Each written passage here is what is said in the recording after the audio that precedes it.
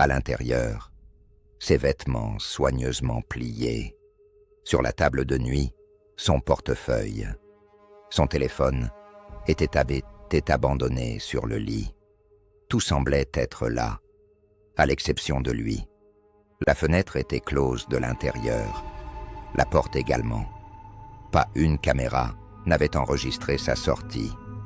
Aucun témoin ne l'avait vu quitter les lieux. Il avait simplement disparu. Et au mur, juste au-dessus du lit, gravé dans le plâtre, avec ses ongles, un unique mot, répété 53 fois. Reste. Bienvenue sur la chaîne. Ce soir, si vous regardez cette vidéo, choisissez judicieusement votre moment, car cette histoire ne vous lâchera pas facilement. Je remercie tous les abonnés fidèles d'être ma source de motivation. Et pour ceux qui ne sont pas abonnés, abonnez-vous dès maintenant. Une telle histoire mérite d'être racontée. Installez-vous confortablement, éteignez les lumières, fermez la porte et prêtez bien attention. Marc Tellier avait 43 ans. Il travaillait dans le domaine agricole, divorcé depuis 2 ans. Un fils de 12 ans qu'il voyait le week-end. Une existence simple, une vie ordinaire. Ce soir-là et en février, il revenait d'un salon à Clermont-Ferrand. 7 heures de trajet l'attendaient. Il faisait moins 8 degrés à l'extérieur. La neige commençait à tomber doucement. Marc conduisit durant 2 heures. Puis ses yeux se fermèrent une première fois et une seconde. Il emprunta la prochaine sortie. Son téléphone chercha un motel. Un seul résultat apparut. Le motel du Lac, à 4 kilomètres d'ici. Il se dirigea rapidement vers la route. Le motel était isolé. Aucune habitation aux alentours. Pas une lumière à l'horizon. Un bâtiment blanc en bordure d'une route déserte. Derrière lui, un lac noir. Calme, tel un miroir sur la terre. Marc se gara. Il entra dans la réception. Une femme l'attendait derrière le comptoir, dans la cinquantaine, cheveux tirés en arrière, un visage impassible. Elle le dévisageait comme si elle l'attendait. Pas comme on attend un client, mais comme on attend un retour. « Bonsoir, je voudrais une chambre pour une nuit. » Elle répondit. « La chambre 7 est disponible. » Marc posa sa carte bancaire. Elle ne la prit pas tout de suite. Elle continua de l'observer. Puis doucement, elle dit « Vous venez souvent ici ?» Marc répondit par la négative. Elle prit enfin sa carte, la passa, la rendit, puis précisa « Chambre 7, au bout du couloir. Ne sortez pas la nuit. Le lac est juste derrière. Il était facile de se perdre dans le noir. » Marc acquiesça, prend la clé et remercia. La femme demeura silencieuse.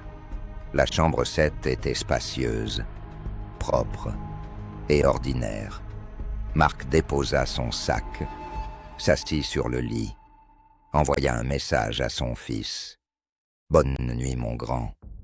Papa t'appelle demain. » Il déposa son téléphone, se leva, allant à la salle de bain. Il se brossa les dents, regarda son reflet un instant et remarqua un détail. La salle de bain possédait une seconde porte.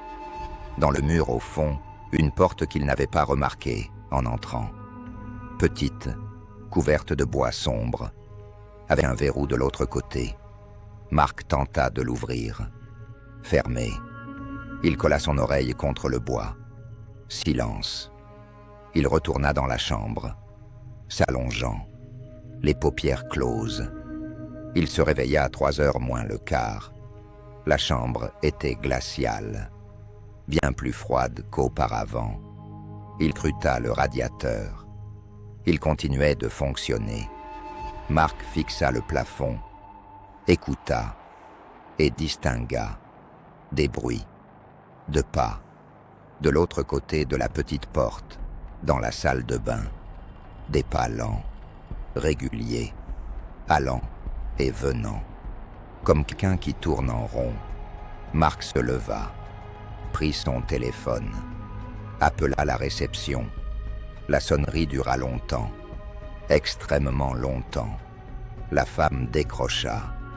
Oui. Marc mentionna les bruits, derrière la porte de la salle de bain. Un silence pesant s'installa. Puis la femme demanda « Quelle porte ?» La petite porte dans la salle de bain. Un autre silence, plus long cette fois-ci. Il n'y a pas de porte dans la salle de bain. Marc protesta. Si, une petite porte en bois au fond. Son ton était ferme. La femme rétorqua. Monsieur Tellier, restez dans votre chambre. N'ouvrez pas cette porte. Marc interrogea. Qu'y a-t-il derrière? Elle répliqua. Ne l'ouvrez pas. Et raccrocha. Marc se tenait au bord du lit. Les pas continuaient derrière la porte, lentement, avec patience, comme si quelque chose attendait, connaissait sa présence et attendait qu'il prenne une décision. Marc saisit sa lampe torche, entrant dans la salle de bain, s'accroupit face à la petite porte. Les bruits cessèrent. Silence total. Marc posa sa main sur le bois. Il était glacial, comme si de l'autre côté, il n'y avait rien de chaleureux, comme si, sous cette porte, se trouvait le dehors, juste le lac. Marc recula, se redressa, et dans le silence, une voix, de l'autre côté de la porte, douce, presque chuchotante. Elle prononça « Marc », son prénom, simplement son prénom, comme si quelqu'un le connaissait vraiment, comme si quelqu'un l'avait toujours reconnu. Marc quitta la salle de bain, attrapa son sac, ses clés et son manteau. Il ouvrit la porte de la chambre. Le couloir était sombre, complètement noir. Marc alluma la lampe de son téléphone. En avançant vers la réception, il dépassa la chambre 6, la 5 et la 4, arrêtant devant la chambre 3. La porte était entr'ouverte. Un petit peu. Marc éclaire à l'intérieur. La chambre était vide, mais le lit était défait, comme si quelqu'un avait récemment quitté son lit. Une tasse d'eau à moitié pleine trônait sur la table de nuit. Encore de la vapeur flottant auprès. L'eau était chaude. Quelqu'un était passé ici quelques minutes avant. Marc poursuivit vers la réception. La femme n'était plus là. Le comptoir était désert. La lampe allumée. Pourtant, personne. Marc tenta la porte principale. Elle était ouverte. Le froid de la nuit le frappa au visage. Il courut vers sa voiture, démarra son moteur et prit la route. 20 minutes plus tard, il s'arrêta à une station-service éclairée, les mains tremblantes. Il contacta le 17. Les gendarmes écoutèrent attentivement, prirent sa déclaration et se rendirent au motel du lac le lendemain, au matin. La femme de la réception se nommait Odette Varne. À 61 ans, elle gérait l'établissement depuis 19 ans. Récemment, seule. Les gendarmes examinèrent la chambre 7. Ils trouvèrent la salle de bain. Ils cherchèrent la petite porte. Elle n'existait pas. Juste un mur plein. Aucun signe de porte. Pas trace du tout. Un mur parfaitement lisse, comme un rêve évanoui. Les gendarmes questionnèrent Odette Varne. Elle affirma ne se souvenir d'aucun client cette nuit-là. Le registre confirmait la chambre 7 comme étant inoccupée. Les gendarmes montrèrent le reçu de carte bancaire de Marc. Odette Varn examina le document. Elle leva les yeux vers eux et lâcha simplement. Ça arrive parfois. Des erreurs du terminal. Les enquêteurs décidèrent d'explorer davantage. Ils fouillèrent les archives du motel et tombèrent sur un détail étonnant. En 1987, avant l'ouverture du motel, un homme avait disparu au bord de ce lac. Un randonneur, à 43 ans, jamais retrouvé. Il se nommait Marc Fontaine. Les gendarmes ne commentèrent pas cette coïncidence. Ils notèrent simplement « coïncidence de prénom ». Affaire close. Marc Tellier rentra chez lui. Le week-end suivant, il retrouva son fils. Silencieusement, il ne fixa personne, excepté une chose. Depuis cette nuit-là, vers 3h moins le quart, Marc se réveille, sans raison aucune, dans le silence, et il perçoit, très loin, comme à travers un mur, des pas, lents, réguliers, et une voix, douce, chuchotant son prénom. Marc a changé toutes les serrures chez lui.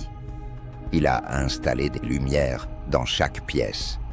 Il ne dort plus dans l'obscurité, mais cela ne sert à rien.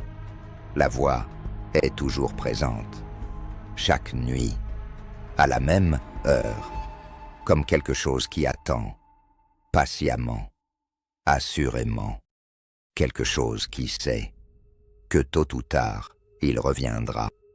Il existe des lieux qui laissent une empreinte indélébile, pas seulement dans notre mémoire, plus profond encore, dans une partie que l'on peine à nommer. Le motel du lac est toujours là. Odette Varn s'occupe toujours de la réception. La chambre 7 est toujours disponible. Et quelque part, derrière ce mur apparemment plein, quelque chose avance, lentement, et guette. Que le prochain visiteur fasse une pause, que la fatigue prenne le dessus, que ses yeux se ferment une fois trop longtemps sur la voie. Prenez soin de vous. Et si jamais vous passez par là, une nuit d'hiver, ne vous arrêtez pas. Peu importe la neige, peu importe le froid, allez de l'avant. Si cette histoire vous a touché ce soir, laissez un like, cela signifie énormément. Et n'oubliez pas de vous abonner à la chaîne. Chaque semaine, une nouvelle histoire. Chaque mois, un nouveau mystère à ne pas oublier. À très bientôt. Si vous pouvez encore trouver le sommeil.